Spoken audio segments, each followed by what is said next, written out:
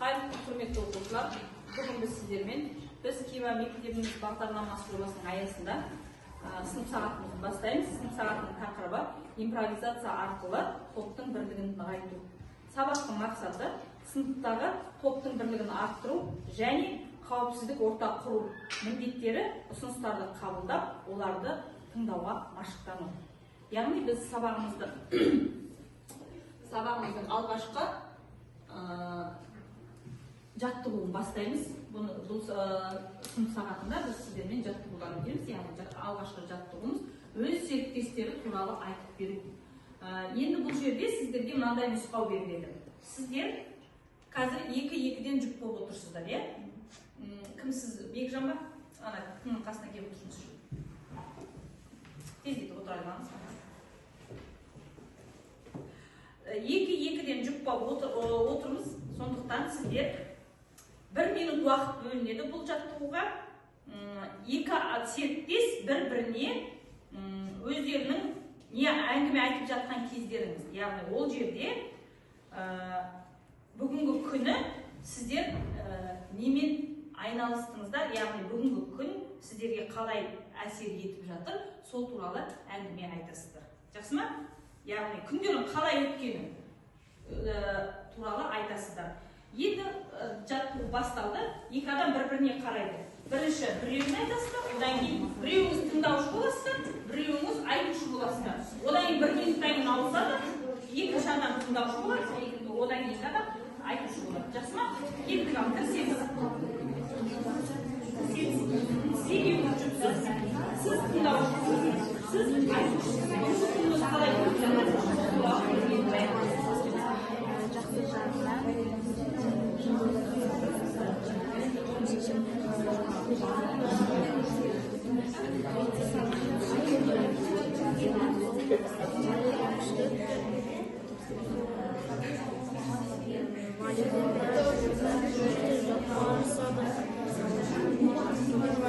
Жақсы, рахмет. Енді екінші жұп ауысамыз. Қазір сіздердің бір-бірлеріңіздің айтып жатқан әңгімелеріңіз естеріңізде қалу керек. Оның кейбір сәттері, сондықтан мұқият тыңдаймыз бір-бірімізге. Енді екінші жағы ауысамыз, иә? Біреуіміз айтушымыз, біреуіміз тыңдаушымыз.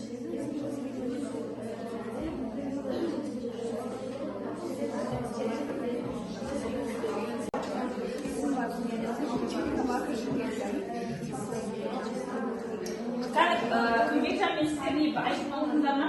Сіздер айтып болдыңыздар ма? Бірінші кім болды? Енді қазір айтып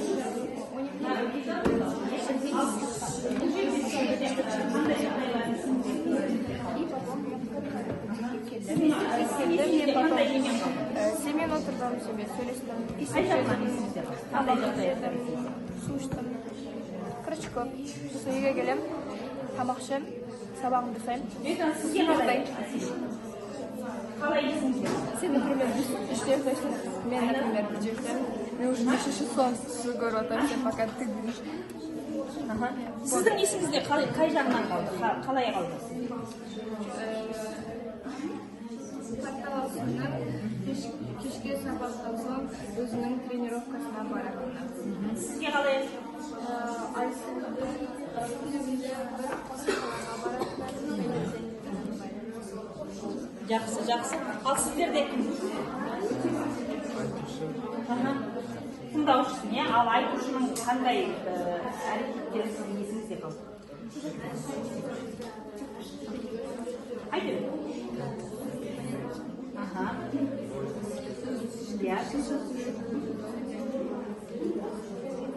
Ал сізге кім? Әбілқайырдың қай жағы әсер?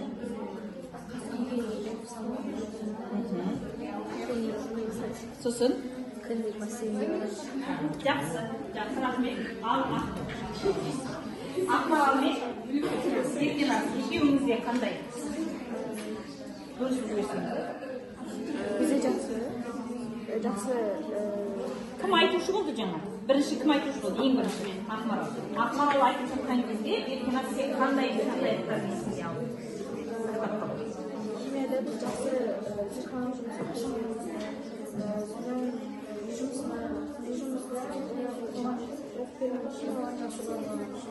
Жақсы. Еркеназның айтқаны сізге қай жағынан есіңізде бар? Ағылшында көп қызықтырма орны және жақсы Жақсы. Ал сіздер мешітте?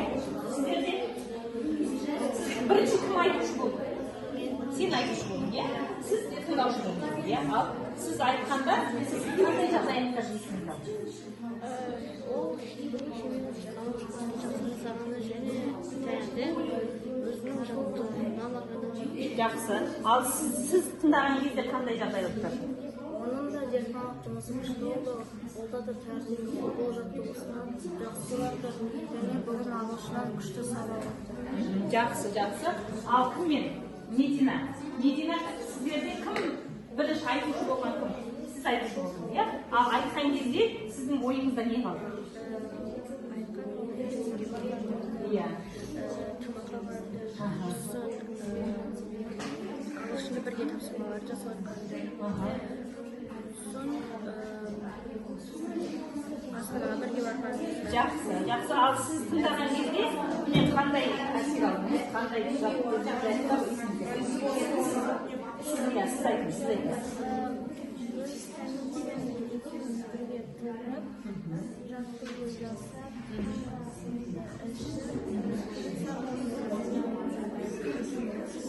Жақсы. Рахмет, балалар. Рахмет.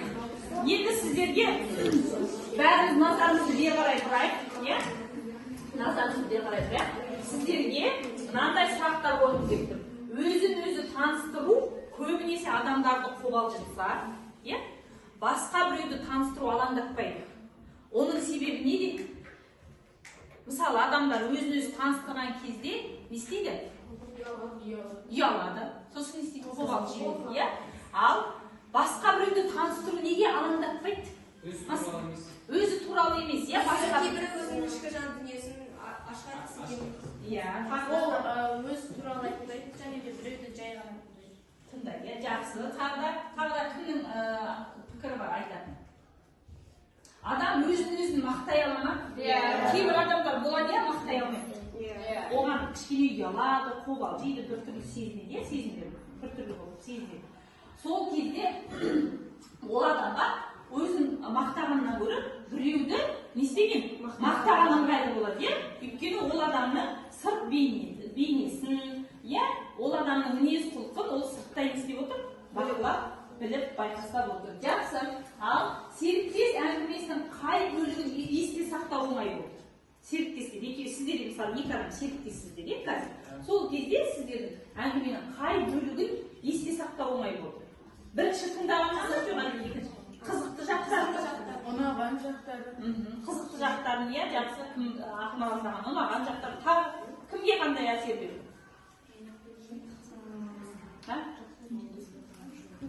Жақсы, рахмет. Осы жаттығудан алған сабақтарды, басқа жағдайларда, мысалы, сыныпта презентация жасау кезінде біз оны қолдана аламыз ба? Қалай қолданамыз? Өзіміздің жасаған жұмысымызды ортаға салып, қорғап береміз. Қорғап бере аласыңдар, иә? Түсіндіре аласыңдар. Жақсы. Енді қазір сіздермен біз айна жаттығуын жасаймыз. Алдыңғы жаттығу бойынша мен сіздерге мақсатын айтып кетейін, иә? Бұл жерде бір-бірімен сіздерді жақынырақ танысу, зейін қою және тыңдау қабілеттеріңізді ашу мақсатында жаңағы орындалған жаттығу. Енді біз келесі екінші жаттығу бізде айна жаттығуы. Бұны да біз жүкпен орындаймыз. Орнымызда тұрамыз, бәріміз орнымызда тұрамыз.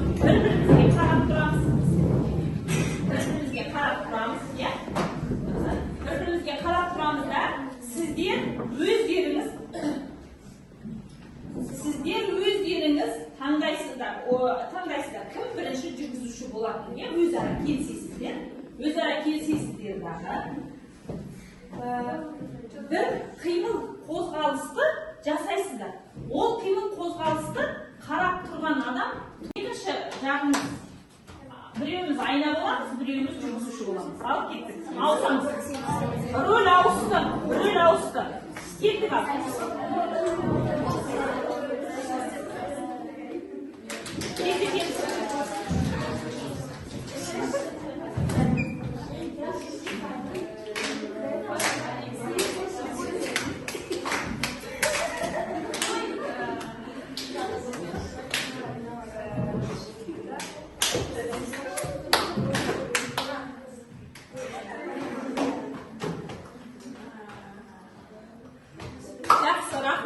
рахмет.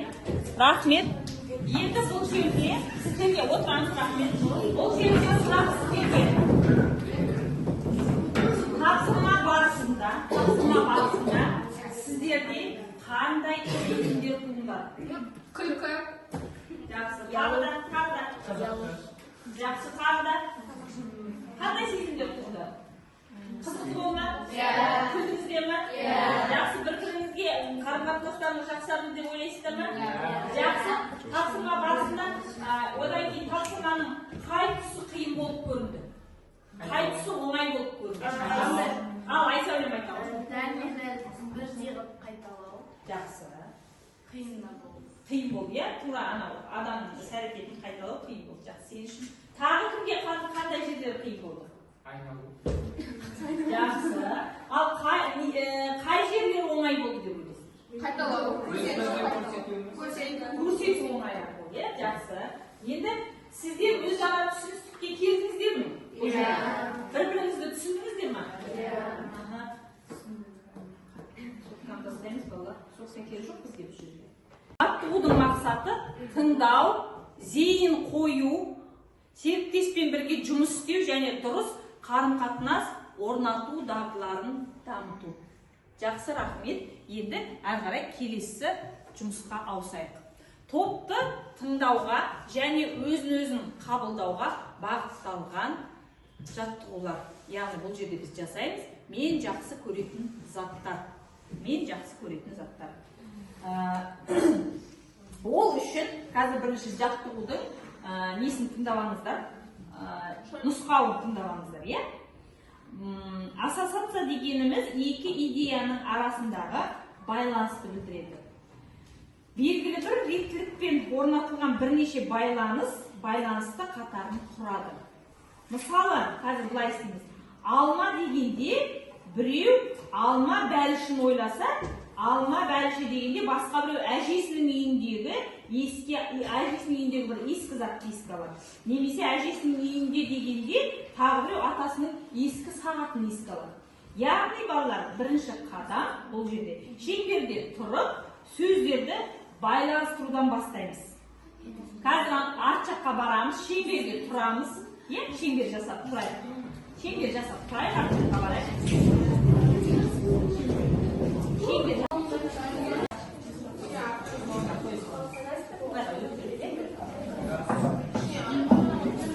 әрбір жаңа сөз алдыңғы сөзге негізделген болу керек. Жаттығудың мәні қатысушылар өз сөздерін алдын ала ойластырмау керек. Ойыншы ойына бірнеше келген сөзді айту керек ойынша. Мұғалім оқушыларға басқа ойыншының ой байланысын сынға салуға болмайтын ескеру керек. Себебі ол ешкім білмейтін естелікке негізделуі мүмкін. Бірінші былай істейміз. Мен жақсы көретін заттар, мысалы, кітап, дәптер, қалам десем, сен әрі қарай мен жақсы көретін заттар, қалам, тағы әрі қарай жалғастырасың үш заттан. Жақсы ма? Кеттік, бастаймыз, Ақмарал бастаймыз. Мен жақсы көретін заттар, ұялы телефон. Отбасым, ең жақсы көретін заттар деп бастайсың. Жоқ, заттардан бастайсың. Ұялы телефон. Сосын? Жастық. Сосын? Жақсы, әрі қарай кім? Насыр ма? Негізі жоқ, Насыр. Қаттырақ шығар. Иә?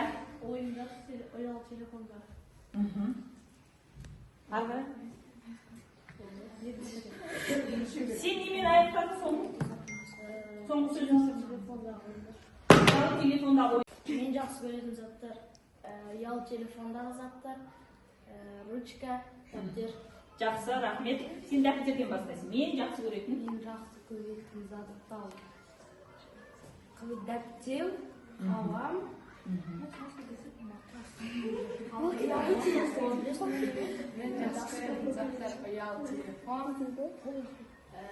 Ручка дәптер. Жақсы. Ары қарай? Мен жақсы көретін заттар дәптер, төсек, доп. Жақсы. Мен жақсы көретін заттар доп, төсек.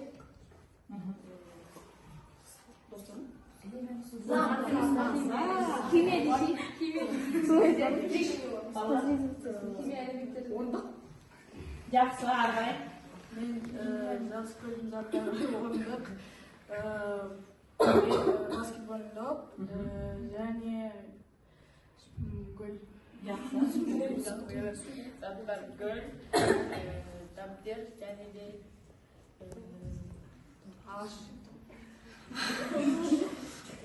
Мен жақсы көретін заттар қағаз, ағаш, киім, ақша. Жақсы. Мен жақсы көретін заттар ақша, ағылшын кітабы, және отырған парта. Жақсы, рахмет. Мен жақсы көретін заттарым отырған партам, жаңа кимоно және ақша. Мен жақсы көретін заттар ақша, мохито, комикс, манго. Молодцы, жақсы. Мен жақсы көретін заттар комикс, манго.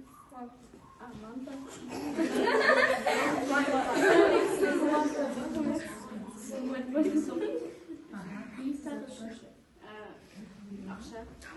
Мен жақсы көретін заттарым ақша, ұялы телефон және Жақсы. Мен жақсы көретін заттар тамақ, ұялы телефон, ақша. Мен жақсы көретін заттар ақша, ұялы телефон. Мен жақсы көретін заттар гүл, ағаш десе, потом ручка. Мен жақсы көретін заттар ручка, ұялы телефон, төсек. Мен жақсы көретін заттар төсек, телефон, тамақ. Мен жақсы көретін заттар дәптер, домбыра, лагерь.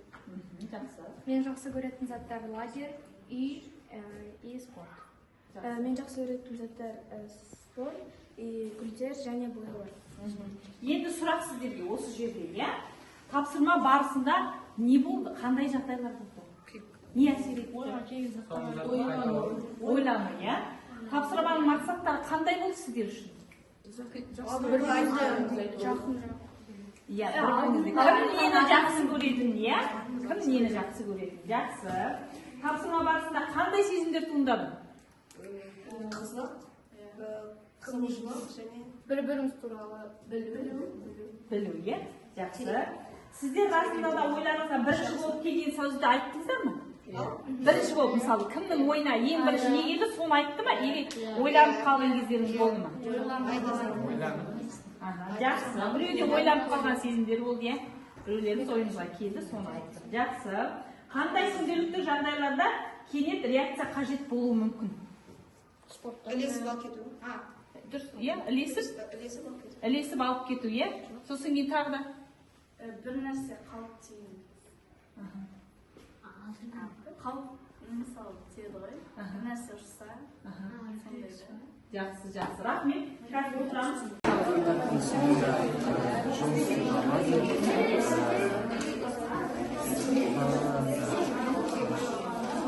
Сен өз ойың екеуің бір-біріңе ойларыңызды айтасың.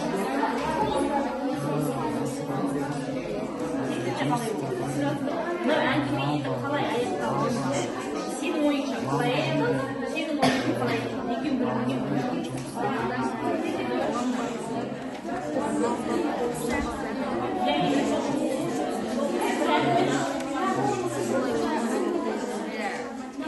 не айтасың? Сенің ойыңша олай ал сенің ойыңша олай екеуің бір-біріңе жаңа әңгімелеп айтасың. Қазір сұраймыз.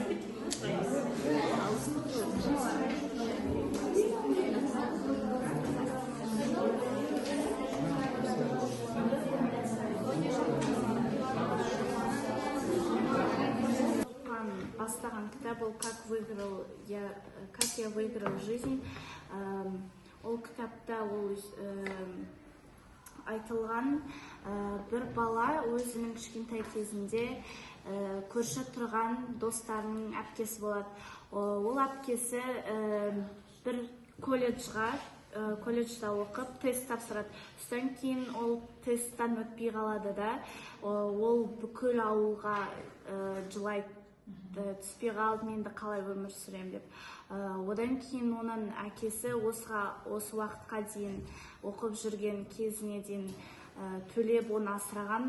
Содан кейін ол қыз ойлайды, енді қалай өмір сүрем деп, енді әкесі ары қарай оны төлей бермейді ғой өмірін.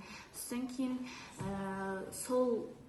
сол кез жаңағы баланың ойында мәңгі бақи қалып қалады. Содан кейін ол қорқатын бастай болады. Соңында енді қалай аяқталды? Енді сенің ойыңша оны сен толық оқыған жоқсың ғой. Енді ол қалай аяқталды деп ойлайсың? Ол айтқан колледжға бардым деп. Содан кейін мен ойлаймын, сол ойында қалған жаңағы қыздың өтпей қалғаннан өзіне мотивация болады деп, және де ол ары қарай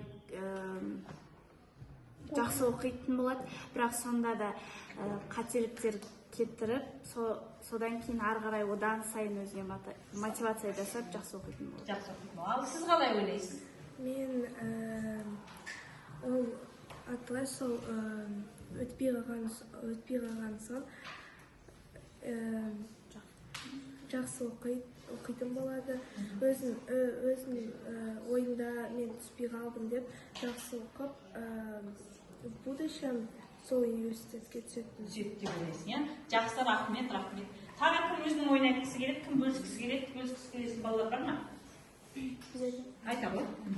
Бұл кітап Даула байлық туралы. Бұл мәтінде екі дос болады. Олар біреуі байлық достықта, біреуі отбасыда дейді.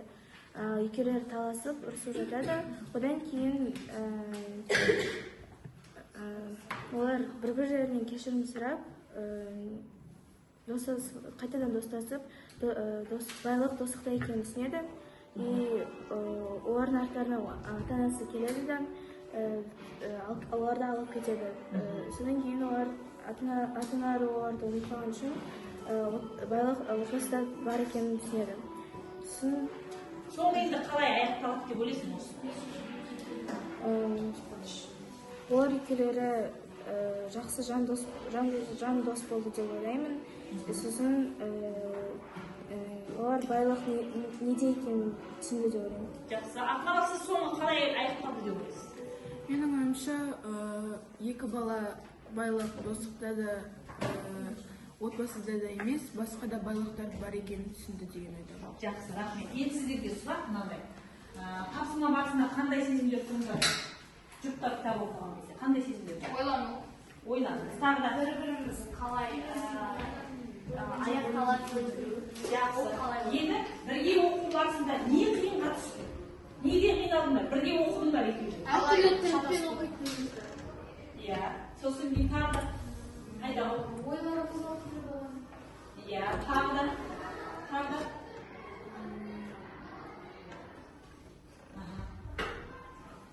Сіздер қандай әңгіме құрастырдыңыздар деп ойлайсыздар? Қандай әңгіме құрастырдыңыздар деп ойлайсыздар? Ең жақсы. Тағы да? Иә.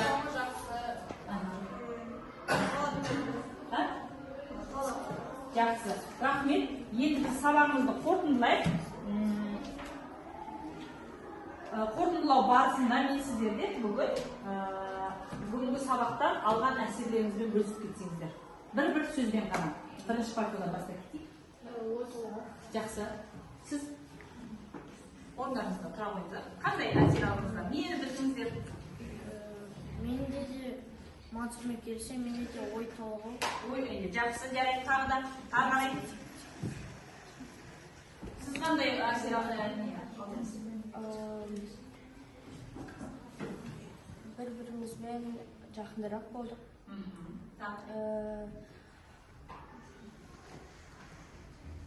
Тағы да жақсы, рахмет, қарай. Сіз Бір-бірімізбен сөйлесіп, жаттығулар жасап,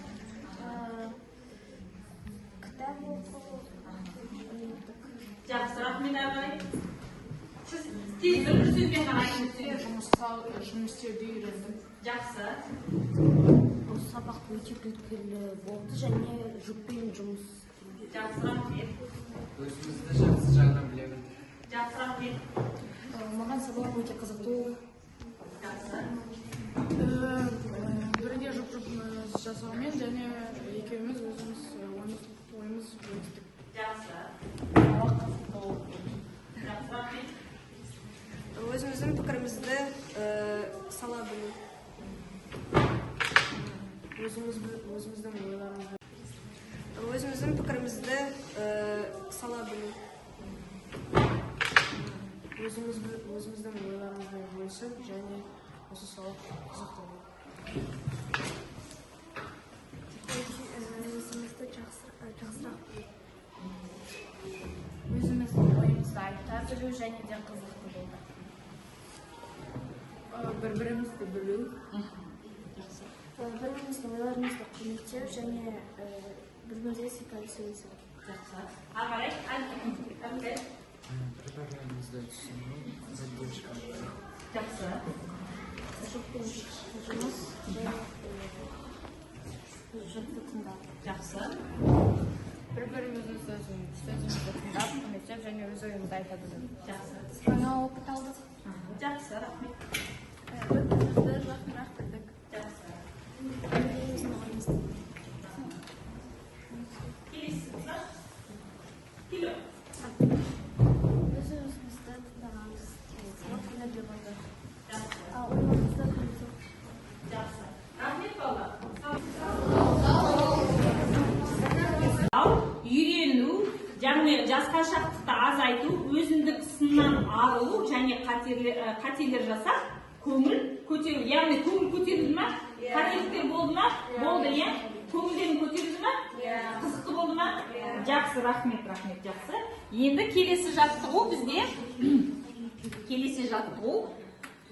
жұпта кітап оқу.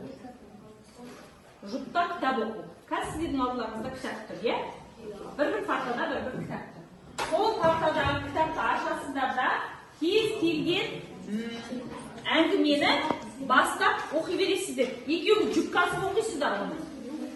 Яғни жүпкасып оқу деген екі адам бірге оқиды, иә? Бірге оқисыздар. Сосын кейін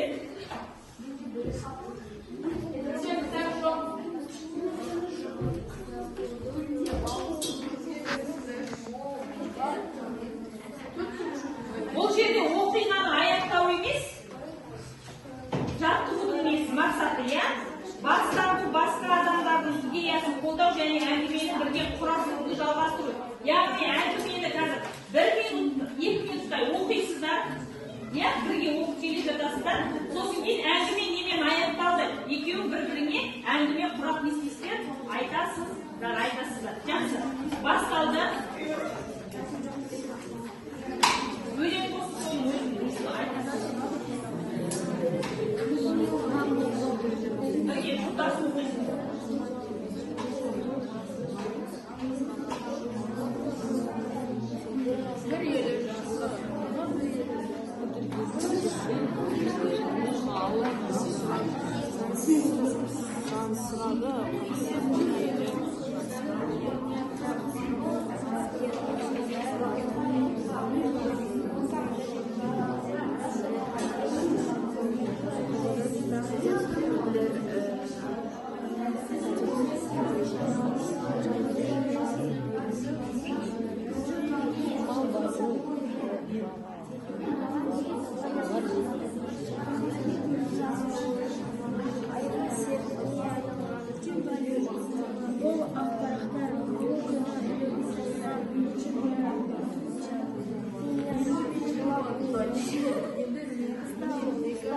Приготовилась ручка Эндель и Эксела ее повредили в самой сердце школы.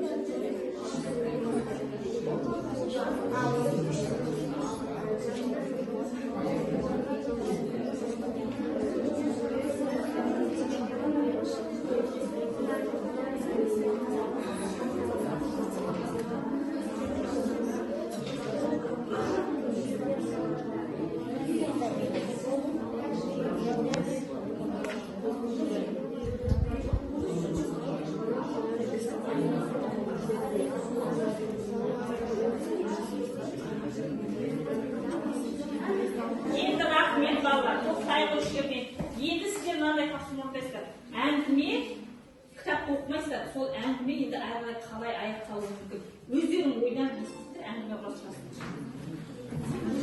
Кеттік ары қарай. Бірге.